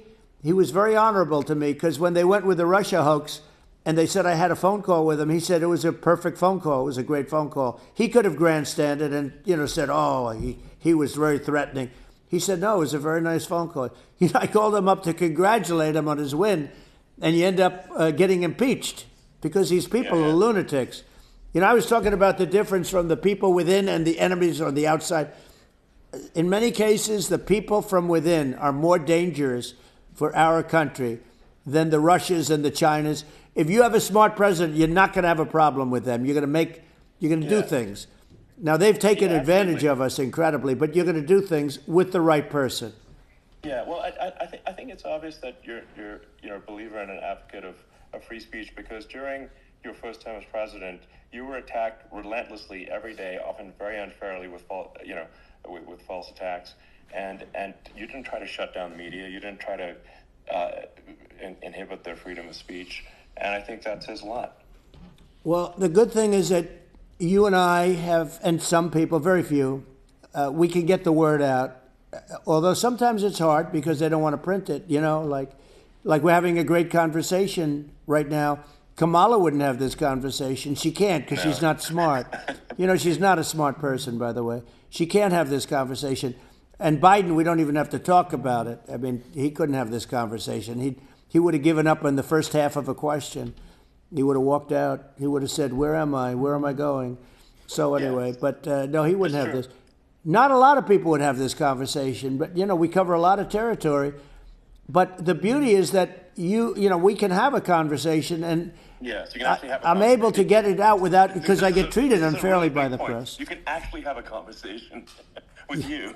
Yeah, it's nice, isn't it? You can't have a conversation with Biden or Kamala. It's like not, it's not possible. That's true. It's like talking to an NPC, so it's just impossible. Well, but think of it. We need a man or person who's unbelievably sharp in order to stop all the nuclear danger and all the dangers that I'm talking about. And I got along with all these. I got along with Kim Jong-un. We had dinner. We had everything. And he really liked me, and I got along with him really well. By the way, he's the absolute boss over there. A lot of people said, "Oh, do you think he will?" That's for sure. Let me tell you, I saw things that you don't want to know about. He is the boss. But we had a good relationship, and he doesn't like Biden. He considers him a stupid man, he said. He's a stupid man. Well, at least he speaks his mind. But, in this country, you're not sort of allowed to say it, but I guess you are. You should be allowed to say it if it's true. But we need smart people, and we need people that have an ability to lead. And she doesn't have that ability. Can you imagine? Now, Chairman Xi very well. Can you imagine her and him negotiating or even standing together? It is, the whole concept is ridiculous. She is terrible. She's terrible. But she's getting a free ride. I saw a picture of her on Time Magazine today. She looks like the most beautiful actress ever to live. It was a drawing. And actually, she looked very much like our great First Lady, Melania. She didn't look like Camilla. That's right. But of course, she's a beautiful woman. So we'll leave it at that, right? Yeah. Well, maybe it's like, I think part of what people in America want to, people in America want to feel excited and inspired about the future. They want to feel like the future is going to be better than the past, and that America is going to do things that are greater than we've done in the past, reach new heights that make you proud to be an American and excited about the future. They want the American dream back. They want the American dream back. More important than anything else. It's like you don't have that today because the people, they've been just sucked. They see incompetent people running our. The Biden thing is very interesting. People just found him to be incompetent, and when I debated him, I was like, "Is this for real?"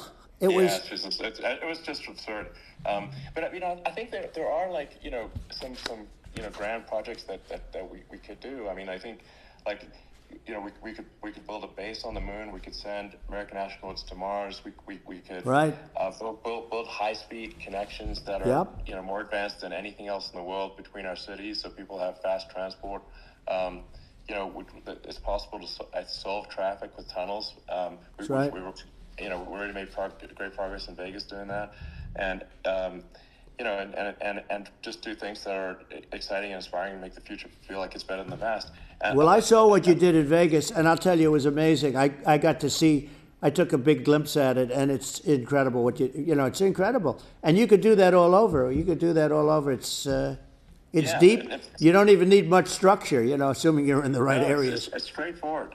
It's amazing. So, I think we could do some things that like China's got incredible high-speed rail between its cities, but I think it's actually possible with tunnels if it was deregulation with an ability to actually where it's legal to actually do the tunnels. I think you could have high-speed tunnels that are actually better than anything else in the world for high-speed transport between cities. Sure. And that would be something that Americans can say, wow, okay, we've got something that's cooler than anyone else in the world. That's the kind of thing that makes you proud to be an American. And much safer than surface trains where there is a danger there, with people, with crazy people. It's much safer, much better. And, it's sad because I've seen some of the greatest trains. I find it fascinating. And I've seen the systems and how they work, and the bullet trains, they call them, I guess. and they go unbelievably fast, unbelievably comfortable, with no problems. And we don't have anything like that in this country, not even close. Yeah. And it doesn't make sense that we don't. Doesn't make sense. And I think also like there's, I'm kind of hopping on the excess regulation, but I think something that I think people can generally understand is that what happens with laws and regulations is that there's more and more of them every year, and unless there's a process to clean them up, eventually everything becomes illegal. You're right. And that actually it slows down the development of new technologies. I mean, if you take the sort of like, I think there's room for some reform at the FDA for improving the speed with which we approve drugs that could help save lives and improve people's lives. Yeah. And I worked very hard on that. We got that down to the lowest number ever, and we got therapeutics approved in the FDA that people can't even believe the speed. But I took them on. I don't think they like me too much, but I got things approved in the FDA at numbers that they wouldn't believe. And it's a very bureaucratic group. Actually, it's a fine group of people in many cases. I got to know a lot of them, but I was pushing them really hard for Regeneron, for so many different things that were really pretty amazing. But the FDA takes too long. It's 12 years to get a product approved. I got it down to 4, and I got some things done very quickly. But it's really something that is going to have to be worked on because it takes too long. Just takes too long. It just takes too long, and you end up in the same with the approval, but it just it takes years instead of something that I think could potentially take months. Yeah. And that improves people's lives. I think. Yeah. I just wanted to hop on this point that like there has to be an active process for reducing rules and regulations, because otherwise they just keep building up every year, and you get hardening of the arteries, and eventually everything's illegal. Or takes forever, and then we just ossify as a society. We can't make any progress, and it's a really big deal. Well, Elon, just getting back to the FDA for 1 second, I got something done called Right to Try. This is where you can go in, and if you're terminally ill, you can use a space age, medicine or whatever it may be. We have the best doctors, the best labs in the world. We really do. But people would go to other countries because you couldn't use the product, even if they thought it worked, because it's going through the FDA. I got it approved where you can, you basically, look, nobody wanted it. The doctors didn't want it because of the liability. The country didn't want it, our country, because they didn't want to get sued. These are people terminally ill. The insurance companies didn't want it, and the pharmaceutical companies. Nobody wanted it. I got everybody into a room, and we came up with an agreement that you won't get sued. And also, they didn't want it on their record. If somebody's terminally ill and they die after taking a drug, they didn't want that on their record. So we set a separate list. If somebody was, so it wouldn't count as a negative. Okay. And as you know, we got it done. We have saved Right to Try. They've been trying to get this done for 58 years, and it sounds simple, but it wasn't, because of, the insurance companies, nobody wanted it, but we got it done. Somebody signs. You sign a document that you're not going to sue the insurance companies, the country, you're not going to sue anybody. And we got it done, and we're saving tens of thousands of lives. Right to Try. Hopefully you never need it. Yeah. But if you do, you don't have to travel to Asia. Right. People, if they had money, they go to Asia, they go to Europe. If they don't have money, they go home and die. That's what happened. They'd go home and die. Well, I mean, and actually, to give Europe some props here, it's like if a drug is approved in Europe, which has a crazy amount of regulations, it should obviously be approved in the U.S. I mean, they get more regulations than we do. So why would a drug be approved in Europe and not in the U.S.? That's crazy. Well, we did it. We did something that really, they've been trying to do it for 50 years, and they just couldn't get it done, and I got it done. And it's really something. But you're right. Some people go to Europe because a drug isn't approved here, but it's approved in Europe. And it's a drug that, generally speaking, would work. It's pretty crazy. You're right. And I think so, as long as people are properly informed of the pros and cons, and these are the risks, this is the risk, and you make your own decision. That makes sense. Well, I think in sort of closing up, and by the way, I'm looking at the numbers. You get a lot of people listening. I hope you don't get nervous, because you got a lot of people listening to you right now, like 60 million or something. What is that number? It's crazy. it's amazing how you can see that right away. How many? What is the number? Wow. What is it? Well, Wow. I think in terms of people. Wow, that's bigger than you said. You said 25, and you're much more than double that number, 25 million. I think you're going to be 60 or 70, and I guess over a period of time. Hey, I congratulate you. Do I get paid for this or not? Well, I think actually in terms of the number of people that will hear this conversation over the next few days to weeks, right? It's going to be hundreds of millions. That's what they say. Yeah, that's good. Well, look, it's an honor. I just asked this: are you better off now, or were you better off when I was president? Nobody's better off now. People, we put out polls on that, and nobody's better off now. Inflation has killed it, and they also feel very unsafe. You look at what's going on with a lot of different things. You look at the riots we had at the colleges over. I mean, it's ridiculous, but all of the riots, they just feel unsafe. And now they really feel unsafe because you have a new form of crime. It's called migrant crime. I call it Biden migrant crime. Maybe I'll call it Kamala migrant crime. But I mean, with all these things, I always try to get to the ground truth by just asking people. And my mom lives in New York, and I was like, Mom, have any of your friends, been attacked or assaulted? And she said, yeah, 3 of her friends in 3 separate incidents were assaulted just in recent months, just walking around the streets of New York. And I said, well, what happened to the people that assaulted them? Oh, nothing. They got away. They just know that they always get away.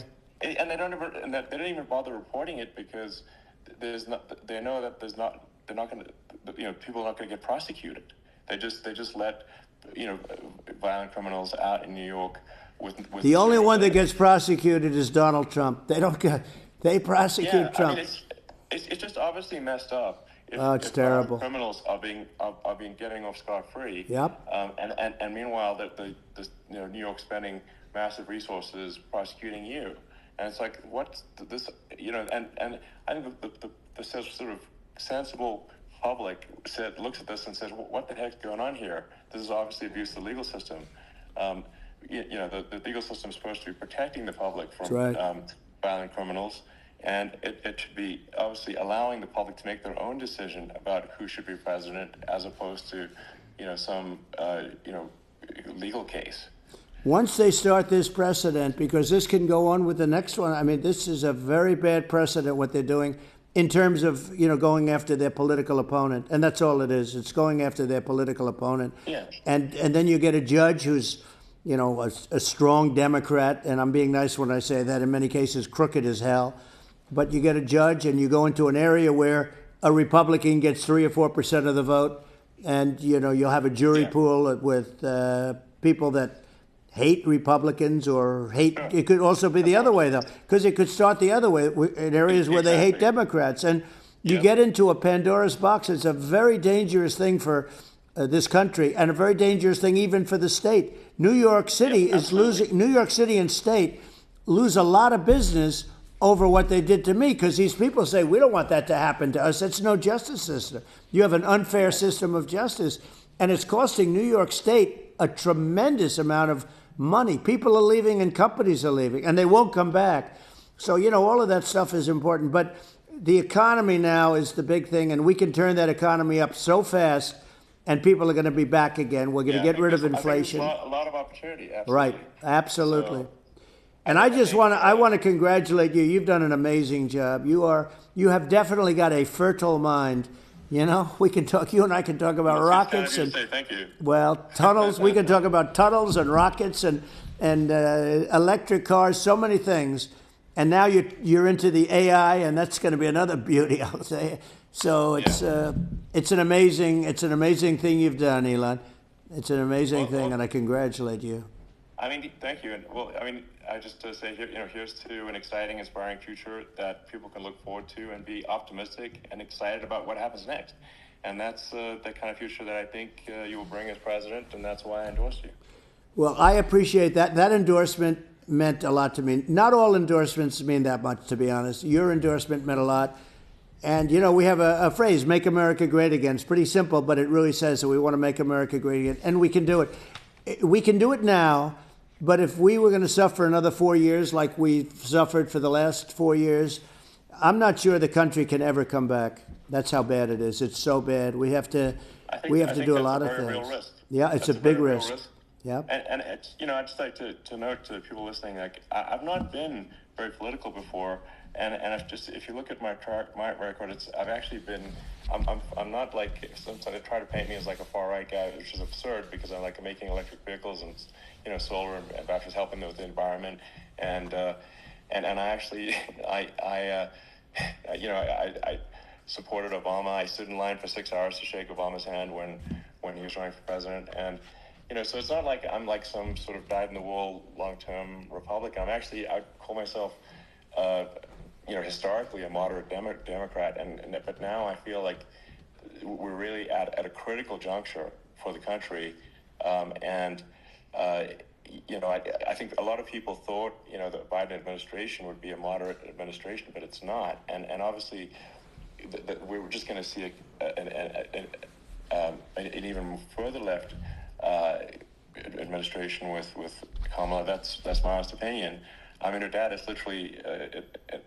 She was brought up as an actual. Her dad is a Marxist economist.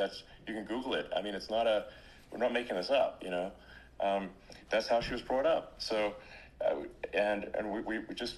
we want to have a future that is prosperous, and I think we're just at this critical juncture, and I think this is a case of the America. Is kind of at a fork in the road, and it's true. And I think it will take the path, like you are the path to prosperity, and I think Kamala is the opposite. Then that's my honest opinion. I'm gonna get attacked like crazy, and I've also experienced quite a bit of lawfare myself, but I'm just trying to tell people my honest opinion, and I haven't been really active in politics before, and I'm just trying to point out that my track record historically has been moderate, if not moderate, slightly left, and so this is to people out there who are in the moderate camp to say, I think you should support Donald Trump for president, and I think it's actually a very important junction in the road, and we're in deep trouble if it goes the other way. Well, I want to thank you, and I actually always did think of you as somewhat left. I must say that. So it's it's even more of an honor to have your endorsement. I know how strong you feel about it. But, when you think of her, San Francisco 15 years ago, I had a great friend, Bob Tish. He said it's the greatest city in America. And now it's almost not livable there. And California likewise. And she was involved in the destruction of San Francisco and the destruction of California. And she will be involved in the destruction of our country if people are so unwise as to elect her. And I hope that doesn't happen, and I hope the elections are going to be run honestly, and we're going to turn this country around. We're going to do things and we can do it fairly quickly. And we have to get rid of the criminals that have been, given to us by other countries as they laugh. Yeah. They laugh at us. They think we're stupid to accept these people. These are radical, stone-cold killers in many cases, and terrorists. And they're in our country by the hundreds of thousands, and we have to take them out. Yeah, I mean, if I could summarize it, perhaps, I think these are issues that I think most people in America would agree with, which is that we want safe and clean cities, we want secure borders, we want sensible government spending, we want to restore both the perception and reality of respect in the judicial system, just stop the lawfare, and I think. That's like, and how are those even right-wing positions? I think those are that's just common sense, and that's. Would you agree with that? 100%. I don't understand. The whole. They call it progressive. They don't like the word liberal anymore, but call it liberal or progressive. I don't understand how somebody could say that it's okay for them to empty prisons into our country. And again, I told you their crime rates all over the world are going way down. Which makes sense. In fact, the next time what we'll do is if something happens with this election, which would be a horror show, we'll meet the next time in Venezuela because it'll be a far safer place to meet than our country, okay? So we'll go, you and I will go, and we'll have a meeting and dinner in Venezuela because that's what's happening. Their crime rate's coming down and our crime rate's going through the roof, and it's so simple. And you haven't seen anything yet because these people have come into our country and they're just getting acclimated. And they don't know about being politically correct law enforcement or lack of law enforcement. And our police, I have to just end with this, we have great police, we have great law enforcement, but they're not allowed to do their job. They have to be able to do their job without being destroyed. Well, absolutely, and it's obviously demoralizing if you're a police officer risking your life to arrest violent criminals who could kill you and do kill you sometimes. And then you arrest a violent criminal, and then the DA, doesn't prosecute, and they just let the guy out. Well, then, why should a police officer risk their life to arrest a violent felon? Well, even worse, Elon. Even worse, they prosecute the police officer. They go after it, and they prosecute the police officer, and they take away his pension. They take away his job. He loses his family. He loses his house. Well, I thought it was very telling, like incredibly telling, that when there was that case where sort of a gang of thugs beat up police officers. I think it was in Times Square, in New York, and then nothing happened to those guys. They were let out, zero bail, and I think a bunch of them were given free tickets to California. Well, what is that is a gross indignity against the United States, and that's how. This is insane. Like, have we lost all pride? How can such a thing be allowed to occur? I've never seen anything. We've seen where they get shot. It's a very dangerous profession, but something they're very proud of, and they want to be able to do their job. But I've seen them get shot. I've seen a lot of things. But I've never seen where these guys are standing in the middle of a big street, everybody watching them, and they're literally boxing, like punching, stand-up fighting, a police officer. There were two of them. Yeah. And you had about 6 of these guys, and they're punching the hell out of them. And in their own country, they would be dead if they did that. They'd be shot. Yes. They would be shot instantly. And, they come from these countries, and it's taking them a while to realize that we don't do that in this country. But in their own country, if they stood on a street and had a fight with a police officer, they would be shot. There's no political correctness. And it's such a sad thing to see. And that's the reason you have crime, by the way, because we don't do anything about it. Yeah, we just cannot have a situation where our police officers are beaten up on camera by a gang of illegal immigrants, and then nothing happens to the guys that beat up the cops. And they're let out. This is unacceptable. Well, we're going to change it, and we're going to get them out of the country. When I first got involved, they said you couldn't get them back to these countries. You couldn't take them back. In the case of Guatemala, Honduras, El Salvador, some others, you couldn't get them back. And I said, really? Oh, you can't get them back? Because under Obama, he couldn't get them back. They'd fly them in, and they'd put planes on the runways in these countries so you couldn't land a plane. They'd bring them back. And the generals told me, sir, we can't bring them back. The countries won't accept MS-13 gang members. They won't accept them. And I said, really, how much do we pay these various countries in terms of economic aid, which is also somewhat ridiculous?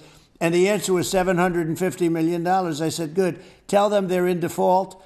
They're delinquent. We're not paying them anymore because they won't accept it. And you know what happened? They all called me, every one of them. They said, we would be honored to take them back, sir. We would be honored. It was so easy. But it's one of those things. And we got it back. We took in so many. MS-13 is probably the worst gangs in the world. They're the most vicious, violent. We took them out of here by the thousands and got them out of here. And their countries took them back. And because I said, you're not getting any more economic aid. And once I said that, they were nice. They wouldn't take them back for Obama. They wouldn't take them back for anybody. And now we have a problem because we have this guy, and they don't take him back anymore with Biden because they don't respect him. Yeah. It's just gotta be done. We just can't have whether they're citizens or not citizens. We can't have, because they won't prosecute citizens either, not just illegals. So you can't have repeat violent offenders that are not that don't get incarcerated. That's because right. They will obviously, by definition, continue to hurt people. And I think where part of this comes from is that there's and I do sort of consider myself liberal in some ways. I mean, it's just that you want to have empathy for people. Obviously, Right. you want to have empathy for people. I totally agree with that. You want to have empathy, but you also have to have empathy for the victims of the criminals. And if you just have empathy for the criminals, it's actually shallow empathy. It's not real. You're not thinking. You have one layer deep empathy. You got to say, like, what if you don't incarcerate this person? Who are they going to hurt? Who are they might kill someone. They might rape someone. If you don't incarcerate them, you have to have empathy for the victims. And there's a lack of empathy for the victims of the criminals, and too much empathy for the criminals. It doesn't make sense. That's why you want to have deep empathy for society as a whole, not shallow empathy for criminals. That's right. And we have to give our police officers the dignity and the respect that they deserve. And we have to let them do their job. They can do a great job, but we have to let them do their job. And if we don't do that, it's going to all disappear. There's never been a society like this where you're allowed to do anything you want and nothing happens. And I'm talking about violent crime. And it's going to get more violent because these are really, really violent people.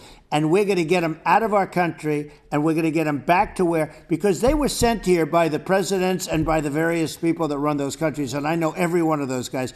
And they're smart people, and they're streetwise people. And they really think that the USA is stupid. They think we're run by stupid people, and they happen to be right. But when I was there, we had no problem. We got them out. We took out thousands of MS-13 gang members. We brought them back. And now, again, it's the same old story. We don't do it. And they actually gave them a big increase in aid. They raised it up to billions of dollars, and they get nothing for it. So, I hope everybody's going to vote for Trump, and we're going to get this country straight. And I didn't need this. I didn't need this. I had a very nice life. I didn't need to go through court systems and go through all the other stuff and run at the same time. I have to run. I have to go through fake trials with, in some cases, corrupt judges, totally corrupt judges. I didn't need it. I had a nice life. I have great locations. I have beautiful oceans that I have places. But I felt it was important. And if I had to do it over again, you probably think I'm crazy for doing it, actually. But if I had to do it over again, I would have done it over again, because this is so much more important than me or my life. We're going to save this country. This country is going down. And these people are bad people that we're running against, and they're liars. They make statements. They do things that are so bad. They say they're going to make a strong border. They say they've been great on the border, and they've been the worst in history. Yeah, they say they're going to stop crime. The facts speak for themselves. It's so incredible. Like, it's got to the point where people just don't even bother reporting crime in a lot of cities because That's they right. think it's going to happen. That's what I hear anecdotally from people all the time. So it's just my values. I'm just saying to people out there, like the things I think are important for the future is, like, we've got to have safe cities, we've got to have secure borders, we've got to have sensible spending, and we've got to have deregulation, and right. So we can have a prosperous future. And then we want to have some exciting sort of moonshot projects that people can get fired up about, and that's the future I'm looking for. And I'm pro-environment, but I'm not against. I'm not I don't think we should vilify the oil and gas industry, because they're keeping civilization going right now. And but I do think we want to move, at a reasonable speed towards a sustainable energy economy. Those are my values, and I think, and so I mean that's why I'm supporting you for president. So. Well, I appreciate it. We're going to give incentive to companies to come into our country, not to leave our country. We're going to be giving tremendous incentives. We want companies to build here, not to build in other locations, and we want to create jobs. And again, it's about the American dream. You don't hear about the American dream anymore, Elon. You don't hear. You're the American dream in the truest sense, but you don't hear about the American dream anymore, and you're going to hear about it.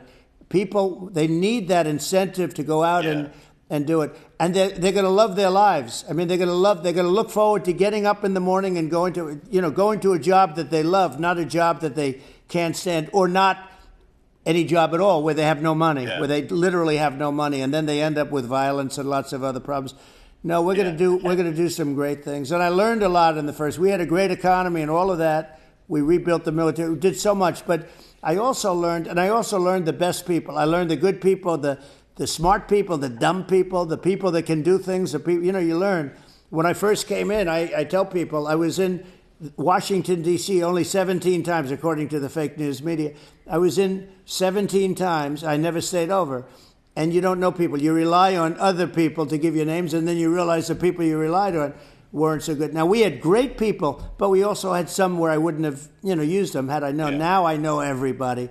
And I think we're going to really turn things around fast. We have no choice. Otherwise, we're not going to have a country. And I really appreciate this. To me, it's been a lot of fun being with you. You're an amazing guy. You've done an incredible job and a great inspiration to people, a great inspiration. And I hope you keep going and just continue to do well. And we're going to have a big election coming up. And I think November 5th will be the most important day in the history of our country. I think that election will be the most important election. And I think it'll end up being maybe the most important day in the history of our country. Because if we don't win, I just feel so sorry for everybody. No, I think we're at a fork in the road of destiny of civilization, and I think we need to take the right path, and I think you're the right path. So I think that's what it comes down to. Thank you very much, Elon. It's a great honor, and we'll do it again sometime. And it's been really fun, and I hope you got a lot of viewers. I hear you got a lot. But I hope you got I know you got a lot of them. So I appreciate it. I'll see you soon.